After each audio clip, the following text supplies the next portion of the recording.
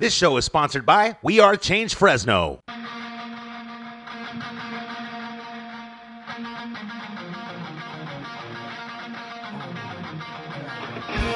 Welcome to We Are Change Fresno with your hosts, Stuart Webb and Sam Cheney, fighting the international bankers' one-world government scientific dictatorship. Be the change you want to see in the world. And now, here's your hosts. Welcome to We Are Change Fresno on 1680 AM. I'm your host, Stuart Webb, along with my co-host, Sam Cheney. Folks, we have a special guest on the line with us to start this first hour. His name is Adam Kokesh. Some of you may have heard of him. He's a liberty activist and a freedom activist. I mean, really, that's really what it comes down to. And he has just come out recently with a new book called Freedom, and which I have read. It was awesome. Adam, how are you doing today? Outstanding. Thanks for having me on, especially to promote the book. But I guess I have to apologize. I'm sorry I couldn't come up with a more original title.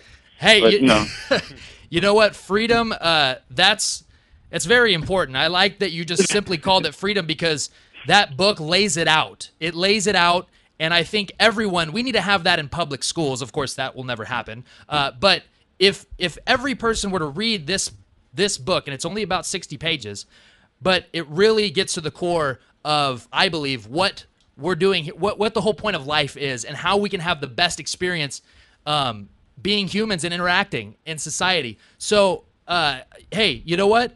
Freedom's great. So I love that title. Well, we just to pretend to be original, we put it in all capital letters and added an exclamation mark. So at least it's distinct that way. But we are building a brand around this, and it's very exciting to know that that's something like a book like this when you give it away for free. And that's what we're doing. We've made it available for free in every digital format possible, including as an audiobook that I did myself here. We have people working on translating it into foreign languages, all of which will be available for free on our website at thefreedomline.com. And, people, the first print copies of the book are here. We're selling them as close to at cost as we can. We're doing 100 packs for $139. Wow. And what I just announced on the podcast yesterday is that I'm going on the American Campfire Freedom Tour over the next year to hand out as many of these books for free as possible. And it's we're launching a Kickstarter for that in a week or two here. But more important than any of that, what I've never people have accused me of being a leader in the freedom movement before, and I really resent that. When I can say, well, I'm leading a business, I'm leading an event or whatever. Yeah, okay, fine. But in the bigger picture, I don't think anything I've done really amounts to that. But I would hope that right now people at least take this example as some kind of leadership that I think is important for our movement to embrace right now, which is to be absolutely ruthless in our analysis of our efficiency of what is going to work to build a more free society, what is going to work to grow our movement. We're really small, of people that actually have embraced freedom as a moral principle. And maybe a percent of the population, and some would say that's a big exaggeration there too. So I wrote this book to be the ultimate tool to grow the movement, to share the message with people who haven't been exposed to it. And I'm honored, Stuart, that you would say, for at least I can assume from what you said that we accomplished that goal. And I say we because I had a lot of help writing this book, and I've had a lot of support in my activism through the years. But especially in writing this book, we invited 300 people to read it as soon as the rough draft was done, to poke as many holes in it as possible. So it's fact-checked. There's no opinions, no exaggerations, no speculation, no judgment, no negativity in that sense. It just lays it out, tells it how it is. It's not hard to get through. It's not academic.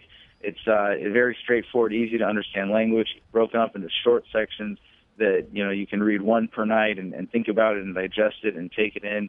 And it's not Amerocentric like so many libertarian manifestos, but really in terms of the accessibility and the global applicability, this book is so unique. And when I came up with the idea when I was in solitary confinement last year, I was like, wait a second, this dumbass gets to write this book? Nobody's written this book before? Are you kidding me?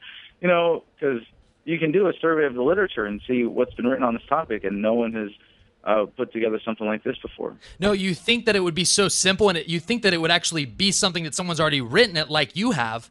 But it really, I've never read anything like it, and I thought I listen to a lot of Stefan Molyneux, but really, you lay it out in those 60 pages, and it's very simple for the average person to understand, and really, I think it can light a fire to lead people to lead better lives and have a self-ownership, and to start, promoting the cause of freedom. And I mean, look, you're giving it away for free.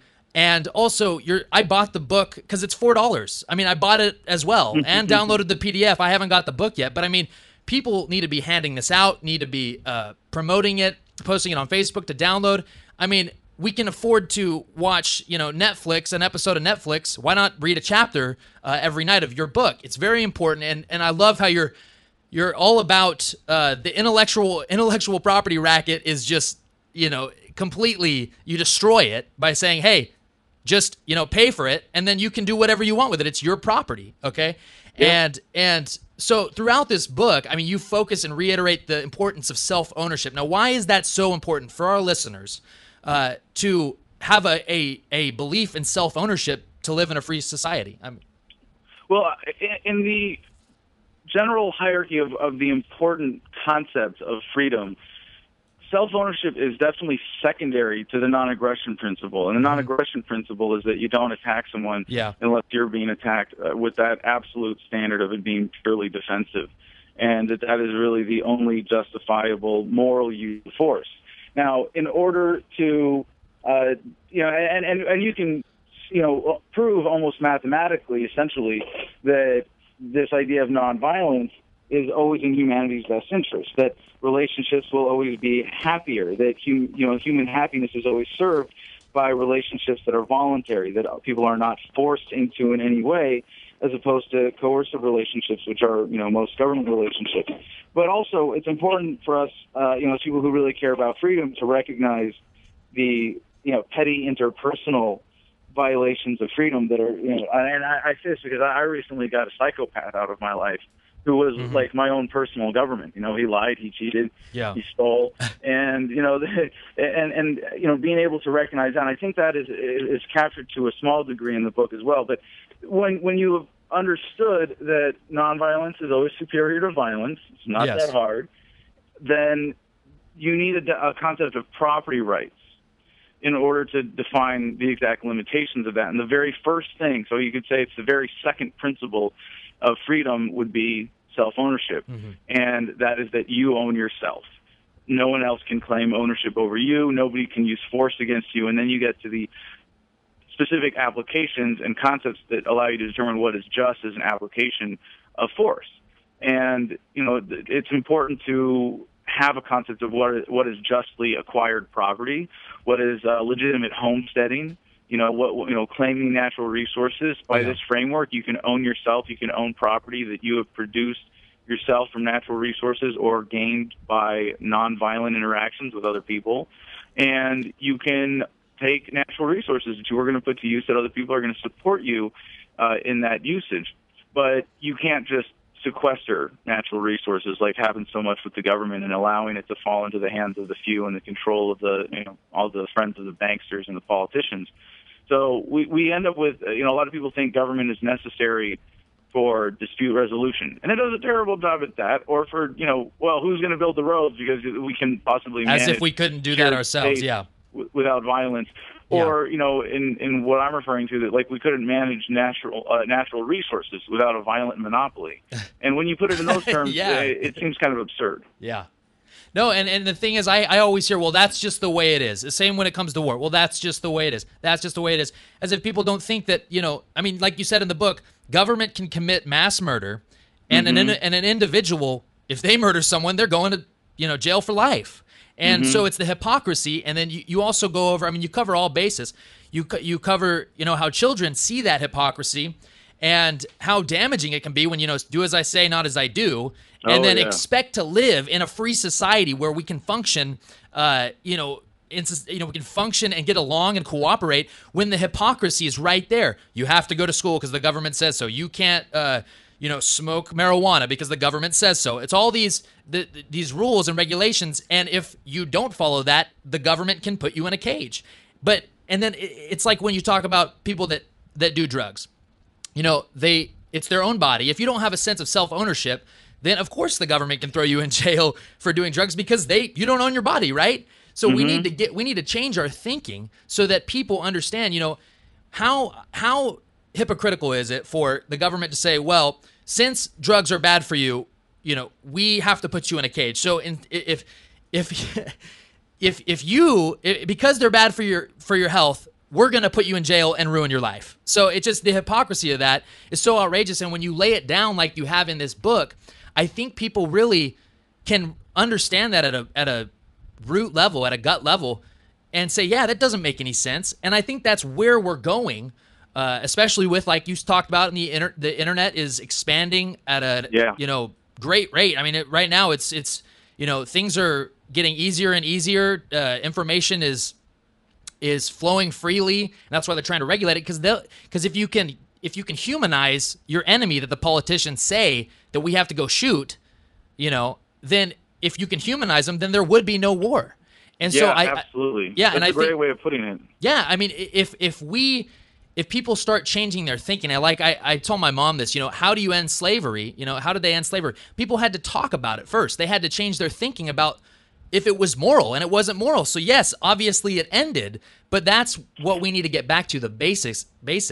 We need to change our thinking, and this is a good start to changing people's thinking. And this is the challenge. We are asking people to think, and there's really no way around it, and that's why we have it free as an audio book as well. And a lot of people are saying, well, you're never going to get people to read a book. Well, I'm going to go out, and I'm going to travel the country and over the next year, and I'm gonna do the best that I can to put as many copies in people's hands and say, hey, I wrote this book.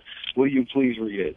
And so far, we've had a really good response with that. And when with the way other people are motivated with this to give it a primary role in their activism and their outreach, and really one of the things that I've been stressing a lot lately is talking to your family members. Yeah. A lot of people don't do that, and this is, I hope, from what I've seen already, people with the digital version printing it out, using it as something to discuss with their family members. We just got the printed editions in day before yesterday, so I'm really excited that we've got those, and we're going to be shipping those out, because those orders have been delayed for everybody who's ordered one, but they were pre-orders, as I hope everybody knew, and we are getting those in the mail very, very shortly here. It's exciting to know that they're going out into the world. A lot of people ordered 100 packs, so I know we've got some freedom evangelicals out there who are just waiting for their first delivery. Hey, Adam, this is Sam Chaney. I've been a fan of yours since you were on RT. I appreciate the paradigm shift that you're attempting to make here in the people's thinking. And, on this show, we talk all the time about General Smedley Butler's book, War is a Racket. Can you explain a little bit to us about how government is a racket? Yeah, well, it's funny that you mentioned Smedley Butler, because I have a bit of a personal connection, having been in the Marines and learned a lot about the nature of soldiering in the tour in Fallujah in 2004, and that influenced my chapter on war in the book. And when I was an anti-war activist, which was actually my start in politics, or in activism in general, I was like, wait a second, Smedley Butler wrote this book? Because I've heard of that. I know that name. They teach you him in boot camp as one of the most decorated Marines in military history, but they don't tell you that he wrote a book when he came home that says War is a Racket. They just use him for their, I guess it's a bit of an exaggeration, but for their indoctrination purposes, to give you that slanted view of history. Oh yeah, look, you won all these rewards or awards, and he never said anything bad about the military. No, never mind that. But it's brilliant that someone who's gone through that is able to come home and speak out against it. And as an activist, Smedley Butler did a lot. Unfortunately, he didn't figure out the relationship with the nature of government and violence itself. And war is really just the worst representation of that. To want to kill someone, or to get together in an organized manner to kill people, is the ultimate act of governance. To say, I own your life and I'm going to take it because it's in my way and I don't even value it. Like that is the ultimate act against freedom. And when you're able to see it on that continuum, you realize that when you turn to government for help with whatever social issues it is that you think are best addressed through government, which is to say by violence, then you are giving a violent institution money and taxes, trust, and the ability to use violence, and that when you can't check it, that it gets out of control and is going to start a war. That's sort of an inevitable consequence. As long as there are governments, there is the threat of violence, and it's really just from the continuum of a veiled threat all the way to we're just going to bomb you with a drone strike, like has happened to hundreds of children now in the Middle East. So war as a racket was a huge step forward, I think, for a lot of people, a lot of activists, and a lot of Americans. To put war in perspective, you could just say now we're completing the thought. Yeah, and when people turn to government to solve their issues, well, government's based on coercion, like you talk about. I mean, taxation is theft. So if we're going to the government who already steals from us to solve disputes, that's not a good, I don't think that's a good way to live in a free society if we're going to criminals to solve our problems. And, exactly. and really, when you talk about taxation, I mean, that is true. I mean, if you tax someone's labor, that's their property. So they're stealing our property. There's no way around it. And I think that's why with technology, we have cryptocurrencies, Bitcoin. That's going to decentralize the government debt notes that we're required to use. And that's so important because not only are we humanizing the supposed enemy and, the ghost enemy of the war on terror, we're humanizing these people in other countries that our government says we must bomb. And also, we're getting away from centralized currency and a monopoly on currency. So with that coming together, I mean, it's getting very hard. Like you said in your book, governments can't lie so blatantly anymore without it being on TV the next day or even that night. When Obama says, "Oh, you can keep, you like your plan, you can keep your plan," and then of course, now we have compilation videos. Yeah, we all have the truth button at our fingertips now. Yeah, and I think that empowers people. And now what you talk about in your book also is that we need to be careful, though, still to make sure that government's not in control of these technologies, forcing us to use things that will empower us. But if they have the monopoly of force and monopoly of the market with those, it could actually destroy us. So we actually need to make this, it's not revolution, like you said, it's evolution. Mm-hmm. We need to change our thinking so that because revolutions, they end quick, and then, evolution is a whole process of living in a, better society, an evolution of humanity.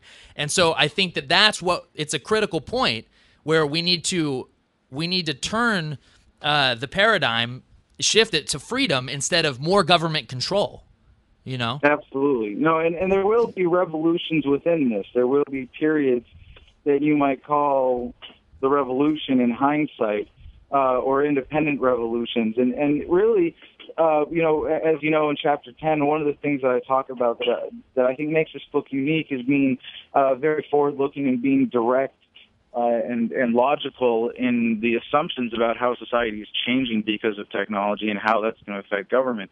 But as I suggest is my sort of ultimate remedy in the book, that I don't want to claim it as an original idea, but I don't think anybody's really talking about it quite in this context, is localization. Mm-hmm. And there's a great global movement right now for localization anyway that's going on. And we see a Scottish independence vote that just happened in Scotland. There are Catalonia, I think. Spain, all over the EU, people are having discussions about whether they should be in or out of the Union.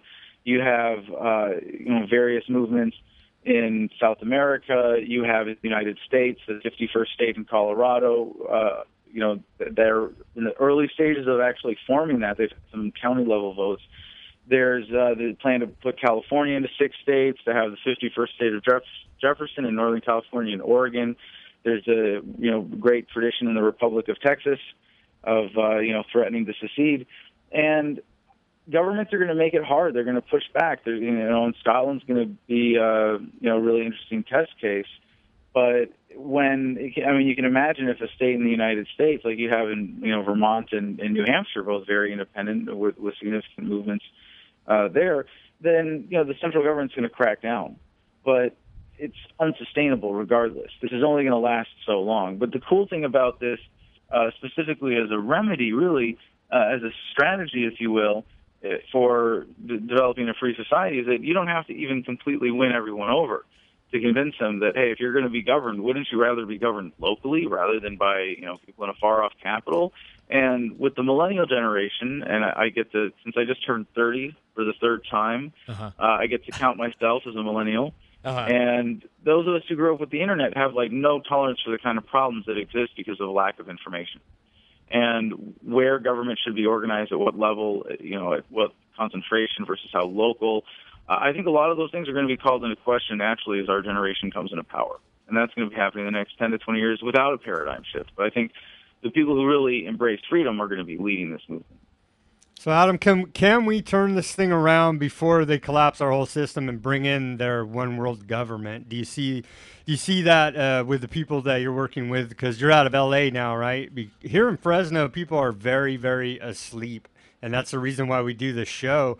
But we get pessimistic sometimes. I do myself here in Fresno because it's just like we are the only alternative voice here, and it's very frustrating when the mainstream media now. CBS and NBC operate out of the same building now here in Fresno. Yep. Oh, so it's it's very frustrating here, but we will continue. But just so, how do you think we can get out of this one world government that they have us pointed right towards? Oh yes, absolutely, and it's kind of arbitrary, right? Whether or not we're going to hit this. I don't want to say with anything with absolute certainty. I'll make predictions based on trends, but not on specific timing incidents like do we get to one world government or not. And the reason is there are two competing arcs. So I'll lay out my thinking and then I'll give you the closest I can to a prediction.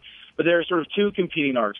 One is of the bureaucratic momentum of government as a cancer to continue to grow.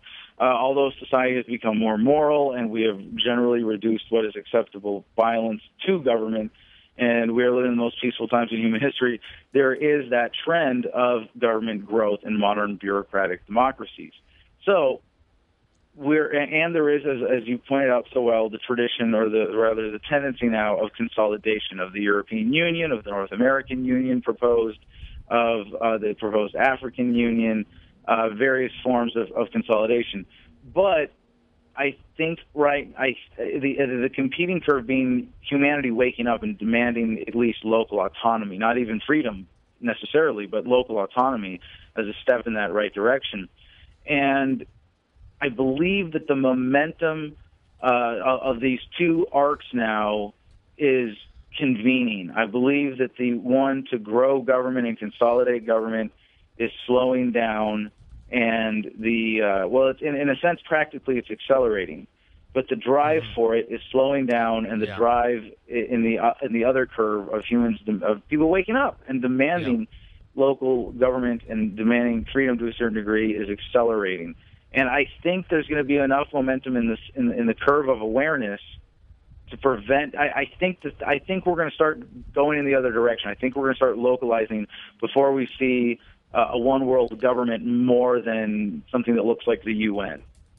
Yeah, I agree. I think that people are not. The black market, or the underground market, as Ron Paul would say, people will go underground to do business just to survive. Even if the bureaucracy continues to command and control the economy, people will do what they need to do to survive. So I think we're going to see, as they, like you said, we live in the most peaceful times. We actually do. I agree with that. But the thing is, they know that. The government knows that, so they don't want to lose their power. We can't make them seem obsolete. They have to continue to grow, and that's why I understand what you mean by it's accelerating the growth of government, but really, I mean, it's so hard for them to lie to us anymore. They're becoming obsolete, and I think that there is a good amount of people that just at this point are saying, maybe we can self-govern. I mean, why do I need a bureaucrat telling me how to live my life? I'm a peaceful person, Absolutely. And absolutely. Yeah, and I think the one world government, I think that's obviously their ultimate goal, these elitist globalists that we constantly cover on the show. But there's a lot of people that love freedom, and even people in the government that are compartmentalized. I mean, freedom is popular, and I mean, who doesn't? That's why I think that the title of the book is great, because who doesn't like freedom? Like you said, who doesn't like it? I mean, do you really want? Do you want slavery? I mean, because that's what we're going into. And well, this is the cool thing. Hold on, if I may just interrupt with another little plug here. That's one of the things about one of the consequences of the book having all the features, the dynamics that I mentioned earlier, because there's nothing objectionable in it. No opinions, no exaggerations. You can hand this book to someone and say, if you read this, I dare you to disagree with a single sentence. Because it's not party affiliated. You know what I mean? It's not. I think all humans at some level want freedom, and it's not. You're not a conservative or liberal. I mean, you don't play on a team. You just want freedom for humans. We are not property of government. I mean, we are self-owned, and we have the right. We have rights, and I think that's why it is so agreeable. I mean, if you give it to someone that loves government, I mean, it would be hard to disagree with this book. I mean, it would be difficult if they actually read it with an open mind. And they can't say, "Oh, you're just some Republican." I mean, you're for no government. I mean, at very least, and I've had this happen, and I want to this is the ultimate red pill, but it is not the silver bullet for statism immediately by itself. It's going to take a long time, and right now, from my outreach, and I tell people, hey, you're being lied to because you're being taken advantage of, right? Mm-hmm. And they go, oh yeah. And I'm like, the mainstream story about the world is, a load of crap, and you're not supposed to believe it, right? And they go, oh yeah, I don't buy that. And you can say, well, this is a way of seeing through the code of the Matrix. This is a way of having the secret decoder ring that allows you to see through all of those lies, live more free, live more prosperous as a result. But even with that, so I think a lot of people will read it. I think you can get 40% of the population to read it, and of those, half of them, maybe 20%, are ready for it. Like they were just waiting to hear it coherently explained as a complete philosophy, as a complete framework, and they're there. Another 20% will be, and this is what I found. I've had my conservative uncle, when he read it, I make him sound like a liberal arguing, for what is his justification of government, but he honed in on, well, I believe that in an arbitrary geographical, collection area, majority rule is okay to be forced on individuals as long as taxation is not over 30%. And you're just like, really? Well, okay. Well, at least we've brought out all of your cognitive dissonance and contradictions and laid that on the table, and we can address that directly. But he can't come up with a single sentence in the book that he can say that's wrong or I disagree with that. You can stand behind it that way. Yeah, I mean, and it makes people think about it. I mean, and that's, if people were to read this and say that'll never happen, that's ridiculous. I mean, it is still in our rights as people, as humans, to write these things down. I mean, it's a great idea. And I think that if we don't talk about this, then we're just, what's the point of living life if we can't freely talk about our ideas? And our thoughts are our property, and our voice is our property, like you said. And so putting this out there is, we'll see who's ready for it. But I think you're right. There is a good amount of people that are ready for it, and then we can have a peaceful evolution of society. And of course there will be little mini revolutions here and there. Nothing's perfect, but are we really going to put up with this? And that's what I tell people. Are you really going to be a slave, or are you going to try to peacefully resist and try to change people's thinking? But it's tough, but I think this is a good way to wake people up. Adam, we got a couple more questions for you, and then we'll let you go. Can you? Sure. Well, if I may just say one more thing to put this in perspective, we need to start thinking about this kind of strategy. If we believe in establishing a truly free society of universal nonviolence, respect for individual rights, then, again, it's about what actually grows the movement, what actually gets people to stop supporting the violence of government, to see it for what it is. And like I said, it might be 20%, and I think that's being optimistic, of the population that really is ready for this and will hear it and embrace it pretty quickly within reading the book. But the other 20%, it's going to take them 5 to 10 years. And then there's 30% that's going to resist. And until we get that entire 40% on our side, and that's a long way to go, that's a huge, huge undertaking, then we're going to be behind. But once that happens, once we get to that critical mass, then it's really just a matter of going through the localization process and dismantling all the systems of violence. So if this book, meets the lowest of my expectations, it'll make everything I've accomplished in my life insignificant by comparison. But the real dream for this book is that, at least in America, and we do have, I hate to be collectivist here, but we are in a unique position where we have the most people that are actively engaged with this message. We have the tradition. We have a system of states and governments that are relatively ready for re-subdivision, and we have a chance, in a sense, to lead the world that way. But if this book really does get out and reaches, maybe 5 to 10% within a year with this tour, then then it really could have the potential within a year or two of people really sharing and getting out, that we get it in front of a critical mass of people, and we get at least America headed down that path. Well, I think we need to have a discussion about it, because the government is stealing from everyone, and they're committing crimes with our money. So it's immoral. And so it's very important that we push this message and let people make their own decisions about it. But I have one last question for you, Adam. Is there such thing as too much freedom? No. All right. That's a great answer. You can, when freedom is properly defined, no, absolutely not. The way that you define it in this book, I agree. I don't think that you can have too much. And I think the possibilities will be endless for our society going forward if people can embrace this book, and we can evolve, and we can see what the world has in store for us. So absolutely, I really appreciate you writing this book. Like I said, I downloaded it on PDF, printed out, read the whole thing, and then I also ordered it. So we'll push this book to people that we want to read it, and we'll do some more activism here in Fresno, trying to push the book. Let's see, your websites are the freedomline.com and that's it. And just Adam freedom, okay, no, just the freedomline.com now. Everything's out of there. Okay. We killed Adam versus the Man. We really appreciate everybody again who made this possible with their pre-orders. We're going to be having a crowdfunder in a week or two to support the tour, the American Campfire Freedom Tour, and I hope you'll stay tuned for that. Go to thefreedomline.com. Find me on Twitter and stay tuned for some more announcements. But if you guys want to order books, especially right now, get the 100 packs. Really appreciate it. It's a great way to get the message out. And the books are beautiful. They're really sturdy. They're something you can be proud to give to someone else. And especially for the content, like I said, you can stand behind every word of it. Well, we thank you for all your hard work, Adam. Thank you for joining the broadcast, and we'll talk to you soon. Thanks, Jen. It's my pleasure. All right, you have a good one.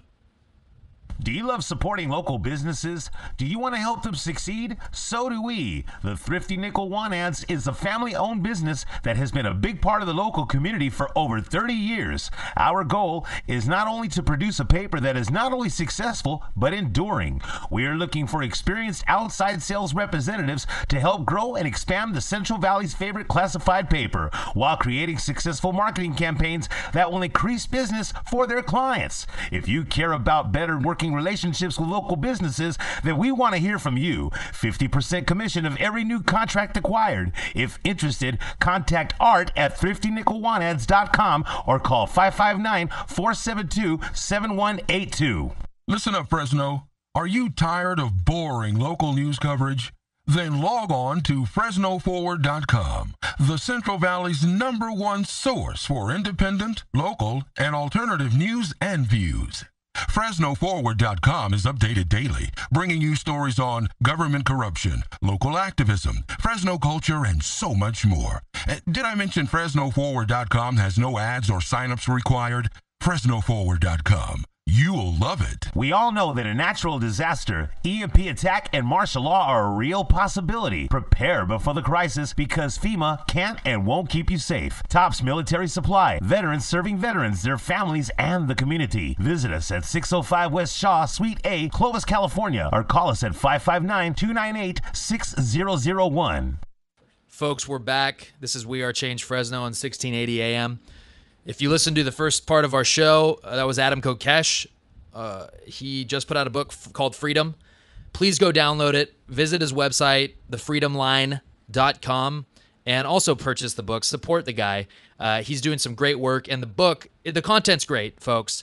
And we need to be talking about freedom more, and we need to continue to talk about it and push it, because the government is the opposite of freedom. And to live in a free society, we can't have an oppressive government. I mean, just it's that simple. And so I would appreciate if you'd all visit his website, tweet him, Facebook him, download the book, give it to people, and just support liberty activists, support people that love freedom and that want to live in a truly free society. We need that, and we need to change our thinking, folks. If you're scared of not having a government, then you're going to be a slave. Yeah, Stuart, the government, they all they want to do is do what they want to do and not represent the people. Yeah. Okay. There's a lot of people noticing this now and saying, "Hey, wait a minute, I pay taxes for a government of representatives that does not represent me. All they represent is themselves and their own special interests. And if we don't turn this thing around, the system's going to fall one way or another. And the best way is to get in front of it and start thinking about true freedom, how we were just talking about with Adam, and go ahead and get a hold of his book and get on the internet and search out some of these alternative media sites. Check out Drudge Report, InfoWars. Check out We Are Change Fresno YouTube channel. We broadcast this radio show. We broadcast on Access Television, on Comcast Channel 93, Uverse Channel 99 here in Fresno. It runs every day from 6 to 7 o'clock. Check out those broadcasts. Start thinking different. We do need a paradigm shift in the way that we think, because we're obviously heading down the wrong path. I mean, go look around on the streets of Fresno. The homelessness and just depression is overwhelming. There's people now on every corner. I mean, even in North Fresno, go to Blackstone and Herndon. On the way over here, I was driving to Stewart to pick him up at his office so we could come down here and do the show. I mean, there's homeless people everywhere on every corner in North Fresno. Something is very wrong with what is happening in our society, in our economy. We need to shift our thinking, because obviously government is not the solution. Yeah, and that's why we need to change our thinking, because we're always looking for your party. If you want to play teams, like your football game and play, I'm a Republican or I'm a conservative, I'm a liberal, I'm a Democrat. It's a bunch of bull. It's all special interests, okay, that run the government, period. So that's why John Boehner hasn't, moved to impeach Obama. I mean, he's committing crimes. Obama's committing crimes on a weekly basis. And we know this right in front of our faces. So if we're looking to government, the criminals, to solve our problems, that hasn't been working for us. So we need to change our thinking. If you think this show's absolutely ridiculous and you think that what we're saying is just this can never happen, having no government, and this, there are a bunch of anarchists that want to smoke pot, that's absolutely not the case. We just want freedom, okay? Who doesn't want freedom? We are slaves right now. We are living in a tyranny. I mean, it's that simple. And if we don't change our thinking, how are we going to change it? It's not like we're going to wake up one morning and then, everyone's going to decide we don't need a government. No, it's years. It takes decades, generations to really change society and how we think. And we need to start. It starts with you. People that are listening, it starts with you. Stop sitting on your butt and listen to the same old Fox News, or watching football games all day and baseball games. It's just, and celebrity news. It's a bunch of bull. And sit down and read Adam Kokesh's book, Freedom. Okay, it's 60 pages. You can read it. I mean, even if you're a slow reader. I'm not even a fast reader, and I read it in a couple days. Okay, and you really got to soak it in, because it's such great information and it lays it out so well that it really can, things like that, literature like this book, Freedom, it can change our society forever, and it can change our evolution. Okay, we don't have to have a violent revolution.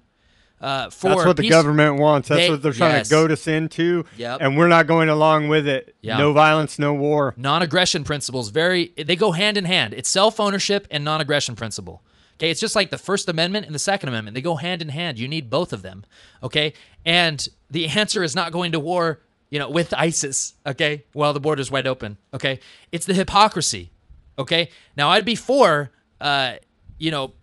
bombing ISIS if they were actually attacking us here in this country and the border was closed. But the hypocrisy, I mean, and really, even then, unless they're directly attacking me, I really don't believe in just bombing countries and killing innocent civilians and just saying collateral damage because there was some terrorist that might have blown up something in the future. That's not no way to live, okay? And we know the government provocateurs, all these false flags that they say, oh, we stopped the bomber, even though they actually trained him, set him up, and then they goaded him into actually trying to commit the crime, and then took credit for it. So it's completely backwards. We're living in 1984, and we need to stop, sit down, read this book, download it at thefreedomline.com, and just, even if you really disagree with it, call the station and say, you guys are a bunch of nuts, this will never work, and we completely disagree. And guess what? After you do that, just go vote for that Democrat or that Republican that you love, and you'll get the same old federal debt notes in your pocket, and you're going to be a slave. You're going to be a slave to what is the New World Order, what's trying to become the New World Order. I'm sorry. So freedom is popular. Freedom is what we all deserve in a free society. We are humans. We own our bodies, okay? No one can send me to go kill someone. Stuart, I would argue that we're already in the North American Union. Yep. Since NAFTA, our southern border's wide open. Border enforcement is a joke. You're a racist if you say that you want a sovereign United States. So we are already in the North American Union. Or if you assault a Border Patrol agent. Yeah. So, Racist. So we're already in this one world government. The public hasn't woken up to this fact. I have, because I can see plain as day the way the government's operating as if we are one world government already underneath the how they're economically operating with the NAFTA. There's no more jobs here, folks. They have outsourced all the jobs. Okay, now they're going to automate them with robots. It's time to wake up. It's time to break the fear-based mind control that they have us under. They march a guy. What did you say, Stuart? The guy with the ski mask. What is it? What does he remind you of? Okay, so we have a new enemy. It's a guy with a black ski mask. Give up all your rights, yes, and just don't think about anything except for be very afraid of the man in the black ski mask on the television screen. Yes, folks, we've got a new enemy, and it's called the Mortal Kombat characters. Okay, we've got Sub-Zero. It's out of a cartoon. And Scorpion, finish I think. him. Yeah, finish him. I mean, seriously. Yeah, they look like Mortal Kombat characters, and they're saying we need to go bomb these people. Look, are there real terrorists? Yes, there are real terrorists, but a lot of the times, the New World Order is funding them. Okay, through NATO. Well, the United States government, yes, according to Rand Paul and Ted Cruz, funded the Syrian rebels, who are the same guys as ISIS, ISIL, Al Qaeda. Yeah, it's all the same crew. Yeah, and we got U.S. senators openly announcing that, and so that's pretty much undebatable now. And folks, I always like to say, well, if there's any, then we should have zero gun control at all. And remember, gun control is just control of all the guns by government. So it's not really, it doesn't make you safer. It just makes a monopoly of force that the government has on you, that you can control your whole life. But don't try to take my guns, and don't even make a case for me not having a rocket launcher if we're somehow in danger by these Mortal Kombat characters, ISIS. I mean, really, though. But and there's scary men on the television, Stuart. Yeah. Oh, I know. And they're beheading people. Hey, look, I can defend myself, and don't try to take my rights while saying that we need to go to war with my money that you've stolen to go bomb ISIS. If they want to come across the border, because I guess we don't believe in having a border, and that's fine, but don't try to take my liberties and then say we need to get don't try to take my gun rights and then say that there's a legitimate threat coming across the border, which is very possible. I'm not denying that. There are real jihadists. Okay? Well, Stuart, it's problem, reaction, solution. The Hegelian dialectic, they're playing the same record. Yeah. As it said, nothing new under the sun. Quit buying this mind control. Please, I'm begging you people, because it's the same old story. How can we trust government to protect us from the crisis they create? We can't. Stuart, I'm going to move on now and get off the soapbox about how government is it's a racket. Yeah, is a racket, and get into some news now. Last week, the Pope said that World War III is already underway. A senior Democrat accused Republicans of endangering the citizens of the United States. Drones are invading the privacy of U.S. citizens. Militias are blocking traffic at the Mexican border. The federal government has run the U.S. budget at a deficit of $589 billion. And the UK is about to fall apart, as we talked about earlier. Scotland's voting for its independence. And the newest war is against, well, we already have the war on terror. The newest war is against a disease, a virus, Ebola. I don't know how we square that, but that's some of the news, and we're going to cover some local news as well, Stuart. We got the government, what was it, $500 billion deficit this year, right? Well, the year's not over yet. It's yeah. $589 billion on top of record tax revenue. They do not care. They're spending like drunken sailors with other people's money, and that's what you do with other people's money. You don't care about it. Exactly. They're doubling down. See, they've already stolen the money through inflation, which is the printing of money by the Fed, private company, that can give their money that they print to select special interests so that they, whoever they want, and they get that new money and they spend it in the economy, and it doesn't hurt the labor class till years later, and then we've all paid for it, okay? Because our dollar is completely devalued, but they got those billions for nothing. It was a handout, okay? And that's why we need to move away from the dollar, and that's why people are moving away from the dollar, okay? Buy ammo, buy things with intrinsic value, gold, silver, trade with people. Knowledge is power, okay? Knowledge is money, in my opinion, okay?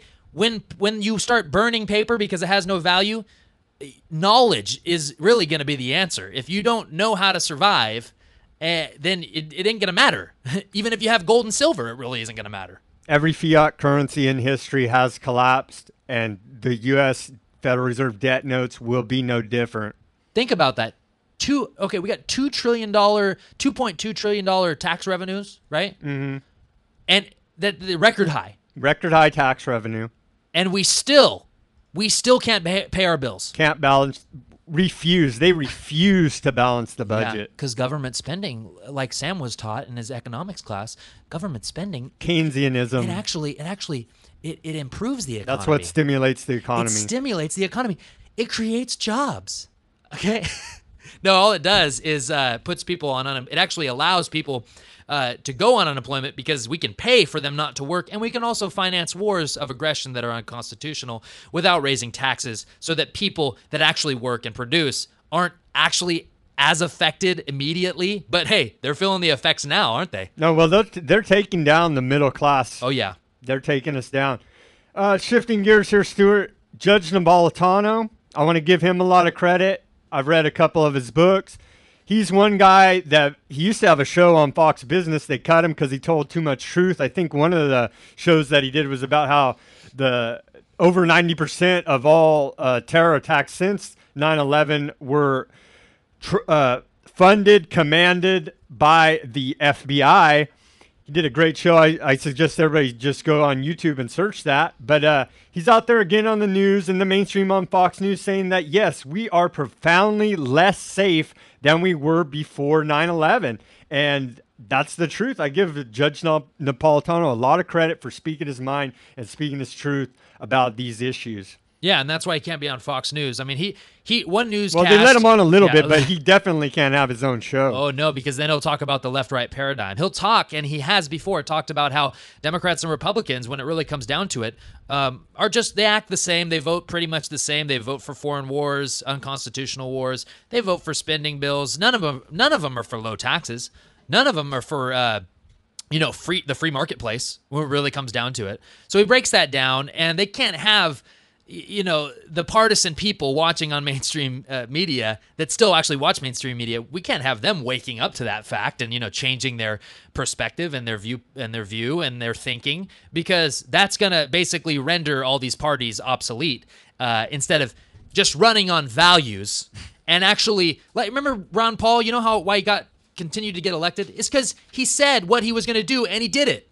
Okay. And if you look back, integrity, something like that. I forgot. I guess that's not in our vocabulary in this Orwellian doublethink, vocabulary we have in 2014 in America.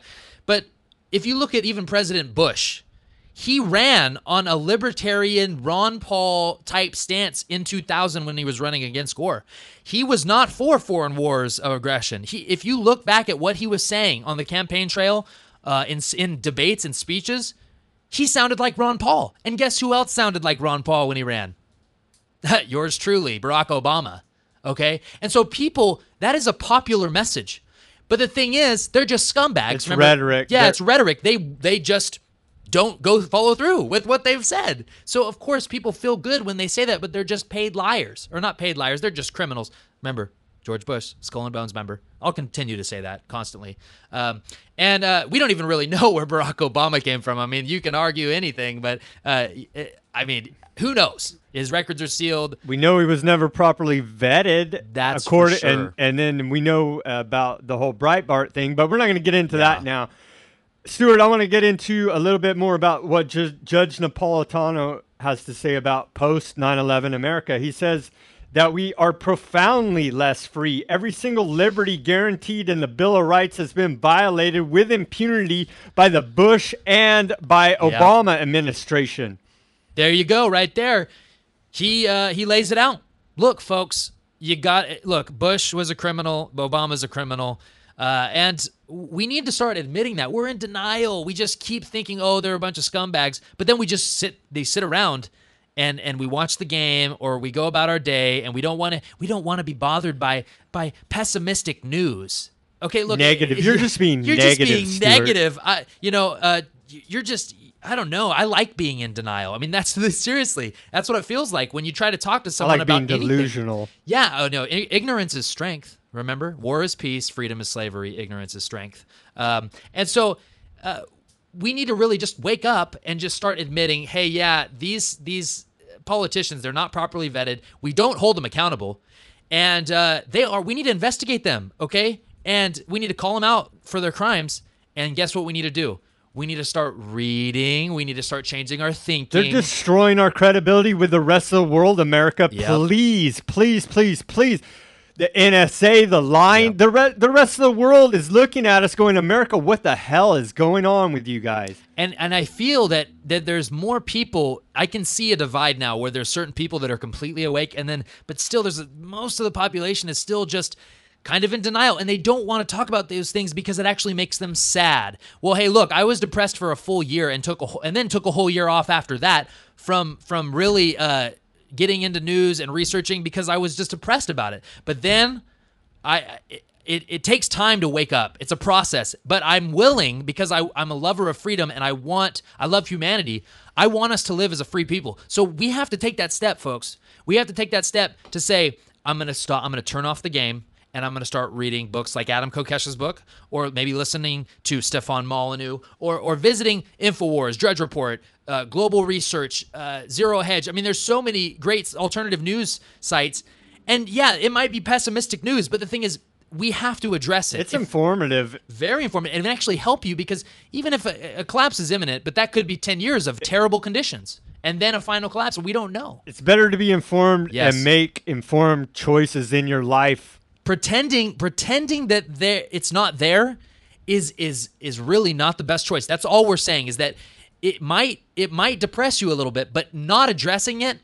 It's like, if you have an infection, just ignoring it. It's a mental illness to live in denial. If you have an infection and you just say, yeah, it's not there. I don't want to be pessimistic, even though it's getting worse and worse, and I think they might need to amputate my leg. But you know what? It's not there. I'm just going to continue about my day.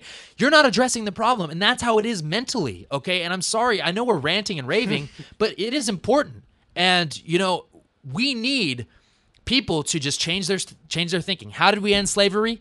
You have to talk about it first. You have to address the problem first. Slavery was a horrible thing. We had to address it. And just being pessimists or just saying it's pessimistic is not the answer. And you may think we're pessimists, but I disagree. I think we want to come out on the right side of history. Don't you think so, Sam? Well, we need to speak out and take action now while we still have time, because we see they built the NSA spy grid all around us. Yep. They built a police state. I mean, it's all right there in your face. Please, please, please. Do you want to live underneath this tyranny for your children's future, if not for your own? Please, please, please. look into what we're saying. Form your own group. Do your own report. We need more than Stuart and I in Fresno. And Fresno Forward, go to Fresno Forward. Yep. Read all the news stories there. Great site. You can see exactly what is happening, which way things are going, how corrupt the system actually is. And do you support that? Because you're complicit in this corruption if you do not speak out against it at this point. I do agree. I think if you have a conscience, then you need to act. And look, Fresno Forward's it's the Drudge Report of the Central Valley, folks. We need to be visiting it every day and sharing it. And the government visits all the time. Yes, it does. We know that. And I would like to thank some activists like Brian Sumner, who is constantly filming cops and keeping cops accountable to us, the taxpayers who pay their salary. Let's not get it twisted, folks. Just because they have a badge doesn't mean they own your body, and especially if you're not committing a crime against anyone. Hey, remember, Woody? Word. This is what happened when you call the cops. This is what happened when you call the cops. You got to check out that That was video. a cool video, It man. was a cool video. But folks, we're really, I know we rant and rave, but we need to change our thinking, and I would like to thank those that are speaking out. Pam from the Thrifty Nickel, go to her Facebook. She has great posts, and she's addressing the issues. Okay, we need people to address the issues. Now, also, we want to remind everybody that We Are Change Fresno was a show that was born out of necessity, so it's very important that we all soak up the information that you're given. Thank you, Woody. That's very Woody, welcome, our man. producer. And it's important to soak this information up because then you can address it. It takes time. It's a process. We know it's tough. But hey, like Sam and I were talking when we were on the way over here, I mean, we could be scared of the NSA. We could be scared of the government, but guess what? They're listening to everyone. Be aware of it because They're listening to us right now. Yes. Yeah, be aware because whether you deny it or not, it's still happening. Yes, and they can record 100% of a country's phone calls. Folks, we're going to break. Thank you for joining us. We're going to go into the second hour with some news. Stay tuned. This show is sponsored by We Are Change Fresno. This show is sponsored by We Are Change Fresno. Folks, we're back. This is We Are Change Fresno on 1680 AM. I'm your host, Stuart Webb, along with my co-host, Sam Chaney, and our producer, Woody. Thank you for joining us. We're going into our second hour. If you didn't hear the first hour, we had Adam Kokesh on, and it was a great interview. We'll have it up on the YouTube channel when this airs so that you can check it out. And please go to his website, thefreedomline.com. Download his book for free. Buy his book. It's $4. He's selling it so cheap because he wants everyone to hear this message and read it and share it. And so we need to support people, lovers of freedom, period. So please go support him and just help the cause. I mean, we need to change our thinking, folks. That's what we were ranting and raving on last hour of the show. But it's important. And yes, we're venting a little bit. But these things need to be talked about, okay? And you're not going to hear it on your mainstream radio talk show broadcasts. You're going to hear it right here. This is real, folks, okay? This is not scripted. It's teleprompter free. So, Sam, what do we have going into our second hour? Well, Stuart, first off, I want to say go to FresnoForward.com. Check out the news on that site. It's updated, as the promo says, daily, and it's valuable information on there, and it's not left, it's not right. It's front and center, the news about what's happening. So if you want to be informed about what's really going on in this state and locally, check out that site. And I want to give the site administrator much credit for all that he does for free for the community. Yes, visit it, support it, share it. It's great information, and it's not partisan, folks, okay? So get out of your partisan, you need to get out of your partisan mindset anyway, okay? Yes, break the mind control. If you're a lover of freedom, you need to support alternative media, and you need to open your mind to ideas like the book that Adam Kokesh wrote, Freedom. You need to the mainstream media here in Fresno is naked, consolidated, 24 and 47 operating out of the same building. They have the same website. Yeah. Go online and search Channel 24's website and then go search Channel 47's website. It takes you to the same website. How can they be objective when they're all reading off a script? I mean, I tried to watch the mainstream news on Monday, Stuart, and they went from the Bass Lake fires, smiling, talking about it. It's very sad, and it's horrible. But we know that geoengineering the aluminum is part of the reason the fires are so bad. We know that Agenda 21, they will not let them clear out the forest. We know why it's so bad. Channel 24 will not report on these simple facts. They're right in our face, but they go with a smiling face reporting about the tragedy of fire, and it is tragic, and people lost their property, and nature and the animals got destroyed, and it's a horrible fire. But they go from reporting on that with a smiley face to reporting on the football. I mean, it's utterly ridiculous. Anybody that's halfway conscious cannot watch this stuff. I can barely stomach it, but we have to monitor what the enemy operations are doing. Yes. Folks, they're plastic people, okay? These people don't care. They're reading off a They television. can't wipe the ridiculous smile off their face. This stuff is nothing to smile Plastic about. people? Folks, Is that what you said? well, folks, You mean they all look like Devo? They have chemical smiles. Yes. Folks, if they're smiling, they just want you to be able to smile They through smile it. in your and face. to be able to act like everything's okay when really they're not even covering the issues, okay? You talk about World Trade Center 7, they say, okay, we're going to the next segment. Or, I mean, you call into these radio broadcasts, they won't even let you on if you want to talk about 9/11. Nope. Okay, and so Any real issues, they don't even won't want to cover talk it. about. They have to go by the controlled mainstream narrative. folks, do you and that's when we talk on this show about centralization of power. Okay, all that means is that your choices are now limited. In fact, there's usually only one or two choices. And Okay? the same old rhetoric is obviously not working. Yeah, and so we need to support alternative media, including this show. Folks, we are listener supported, okay? We have some great sponsors, and we also support ourselves. Sam and I do. And because we're willing to invest in spreading the truth and being active in the community and trying to break the mind control, folks. It's Break important. the fear-based mind control. Stop being afraid.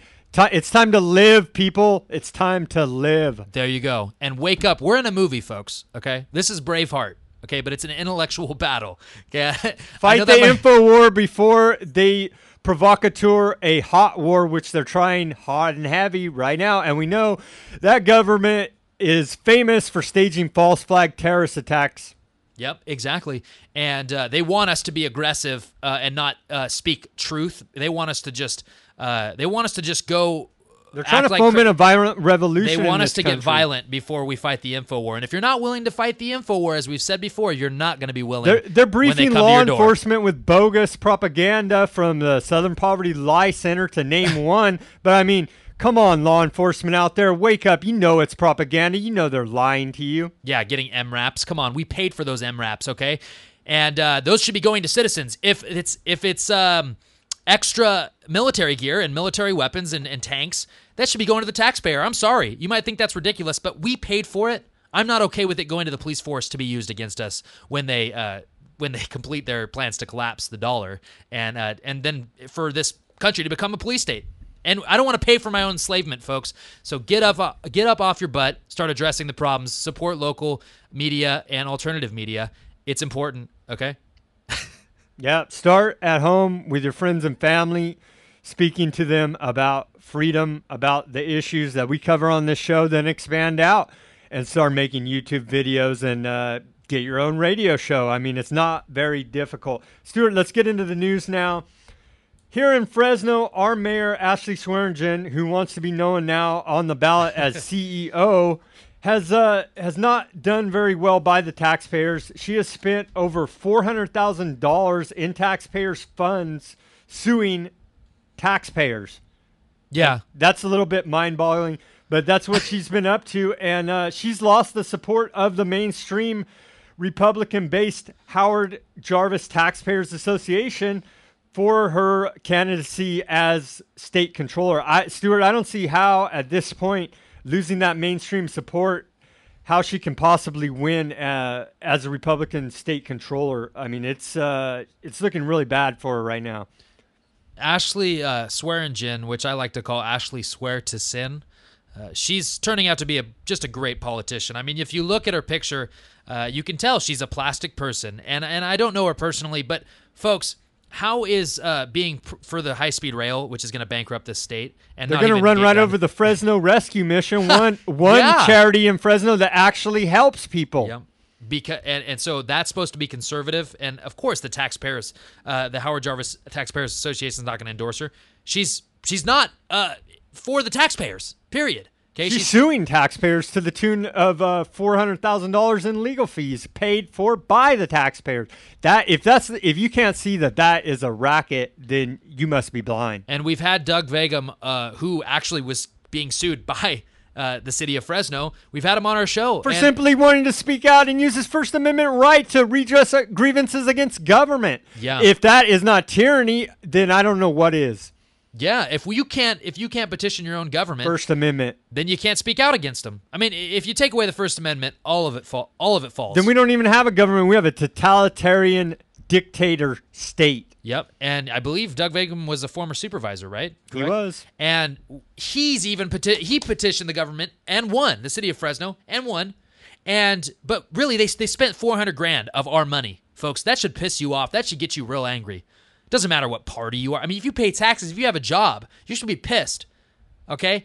And that's why we rant and rave about, hey, maybe break the mind control, listen to alternative media, go to FresnoForward.com, because he's going to cover all that stuff, okay? FresnoForward.com will cover those issues, and will cover Ashley Swearingen suing the taxpayers, spending our money, $400,000, and then suing the taxpayers with our own money. How Orwellian is that? We're paying for our own enslavement, folks, and we can't let it happen. But we did win. We won that battle. So I'm very proud of the taxpayers and the activists that showed support for that, and for Doug Vagum and all the people that supported that. But literally, our government sued the taxpayer with the taxpayer's money. I mean, that right there, everyone should be thrown out. That's I mean, literally, naked tyranny. Yeah, and it's...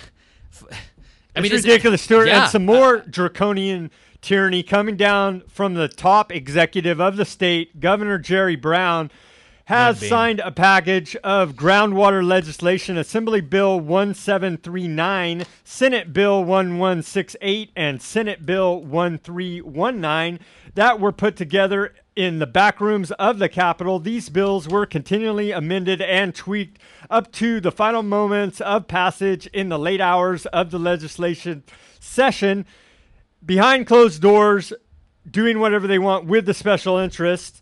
This article goes on to say, it is unfortunate that the governor felt compelled to sign this groundwater management scheme that was hastily cobbled together without regard to historical legal precedent and private property rights. Okay, if you don't have private property rights, you live in a communist state, and that is what California is becoming at a very rapid pace. We are the collectivist utopia.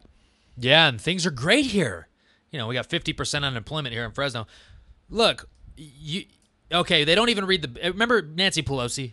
You know, oh, we have to pass the bill to find out what's in it. Folks, that is literally, they're just lying, hoping that you're ignorant enough to take it. And yes, we are, because look what we got, Obamacare, okay?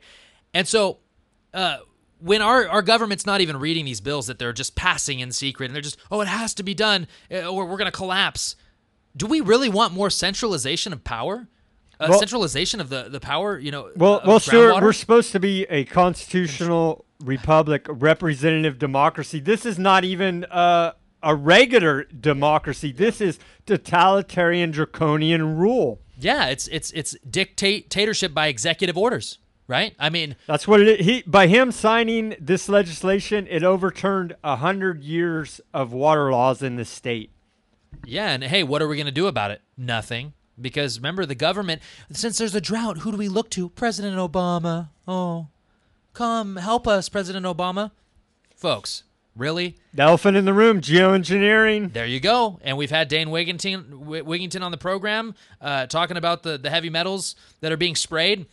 And they've been testing the water, you know, and soils. They've been testing it.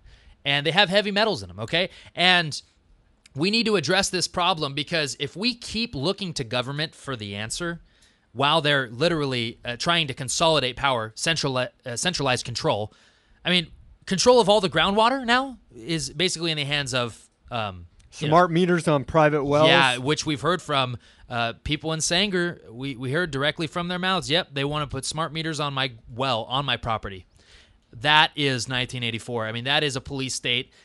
Do we really want more power in the hands of less people? Or do we want to live in a free society where people have individual rights and we have property rights and we have individual power and no one can just oppress us for no reason?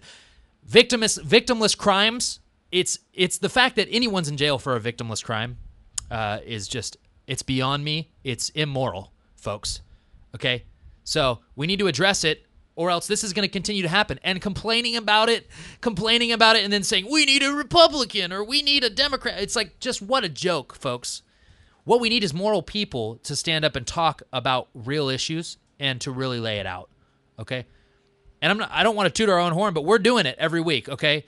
And we just want to encourage you to do the same. I mean, there's so many ways that we can promote freedom and the decentralization of power. That was the whole point of having states, is the decentralization of power. But now we're going to this more, well, we need power in the hands of the few because they're so smart. You know, and remember Obama. The technocrats. Yeah, and what was it? I think it was Obama. He went to another country, and this is online. You can see the video. He says, we can't have, regular, normal people controlling their own lives. I mean, I'm paraphrasing what he said, but basically, the government needs to control your life because you're not smart enough. You're not smart enough. They're saying that you're a dumb slave. Are you a dumb slave? Yeah, and guess what? There wasn't much outrage over it. There's no opposition. Yeah. Oh, yeah. I mean, maybe we aren't smart enough to control our own lives. Maybe we do need the government bureaucracy.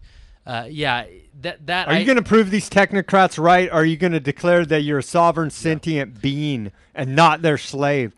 That's what we're here doing every week. And it just made sense to me. I had an epiphany. We need to get you angry. Okay, if you dislike what we're saying, good. Okay, because at least it's making you angry and it's getting you thinking about it. Okay.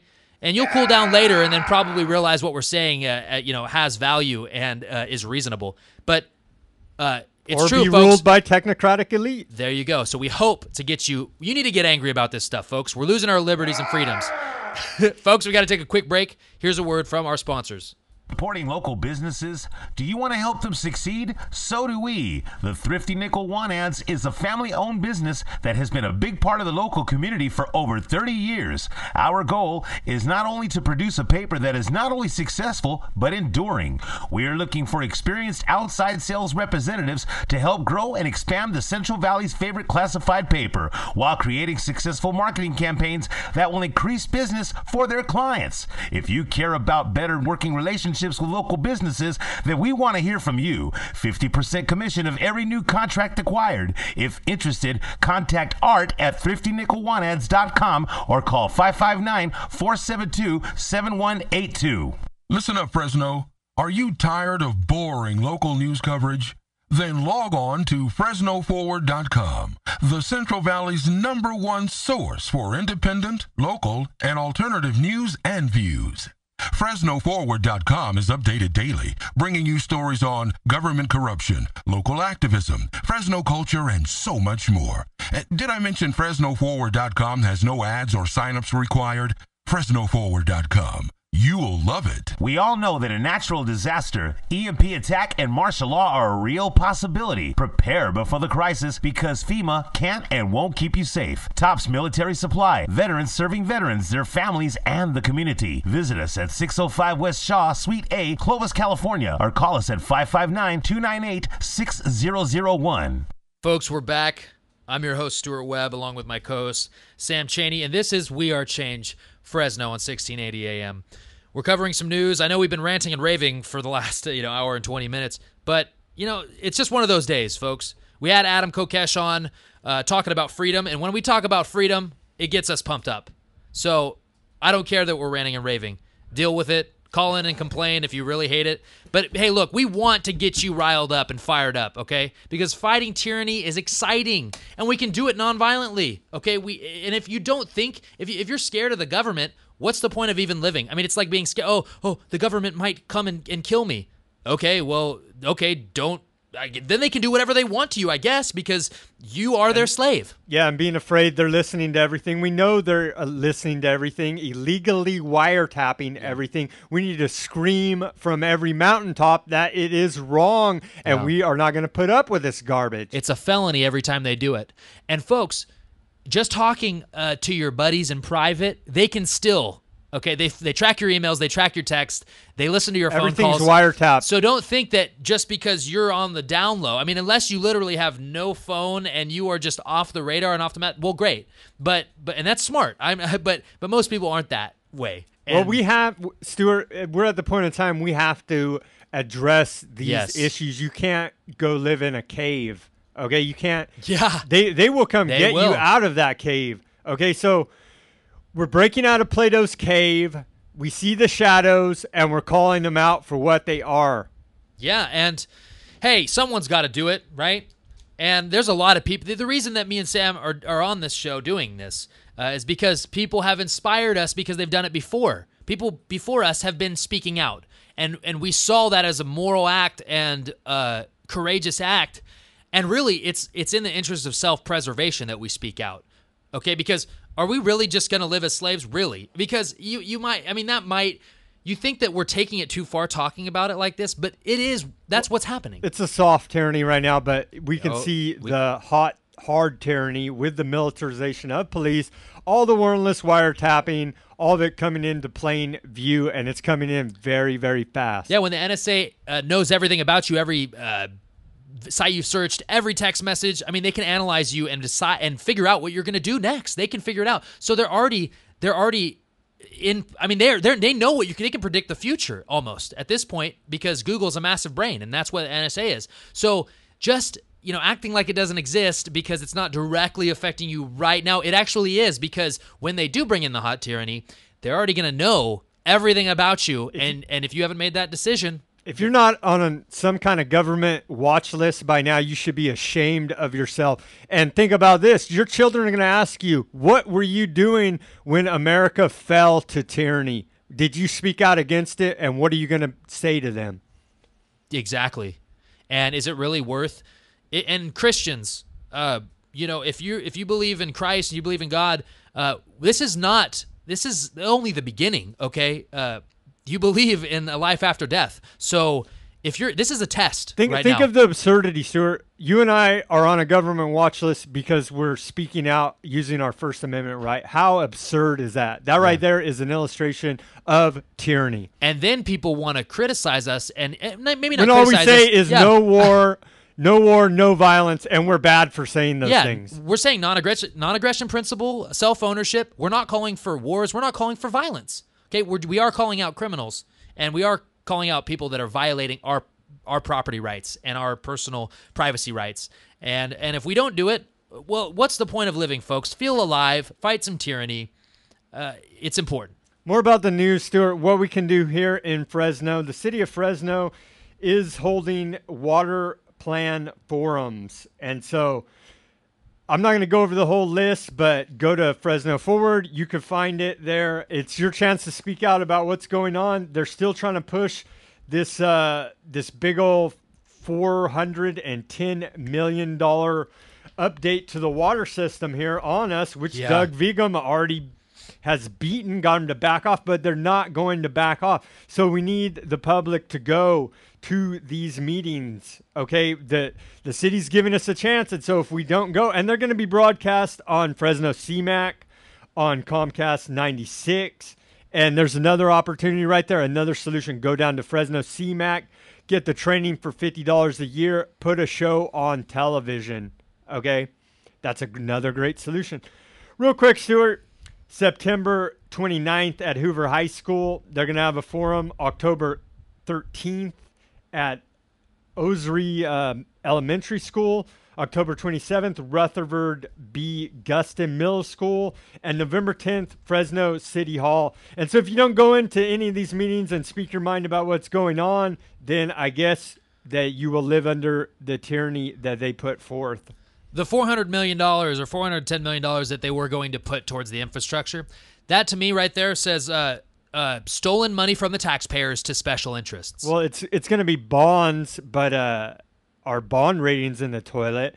And what it is selling future generations into debt is essentially what it is. Exactly. And once again, we're looking to government we need to give our government $400 million over a period of time. How about we just keep that money and actually be independent and self-sustaining and actually care about ourselves, view our own bodies as our own property and our children as we're supposed to shape their future and help shape their future, but requiring the government to basically be mommy and daddy and also to steal from us is not going to teach your children to grow up in a free society. And so it's very important that we not allow the government to steal from us via taxation and give it to special interests. And that's what this is all about. That's why because that's a lot of money, guys. And when the government has control of that much money then they're not going to use it in the best interest, because the best interest of money spent is you taking your own dollar and spending it how you want. That's how you spend it correctly, not giving it, not having someone steal it from you, and then using it how they see fit. Okay, that means corruption. That breeds corruption. Okay, and it breeds immorality. Stuart, this California state legislature is beyond corruption. State Senator Wright was sentenced for 8 felonies, and he might not even serve any time. Last week in Los Angeles Superior Court, he was sentenced to 90 days in lockup, fined $2,000 in order to perform 1,500 hours of community service, and put on 3 years probation for not living in the district and lying about it.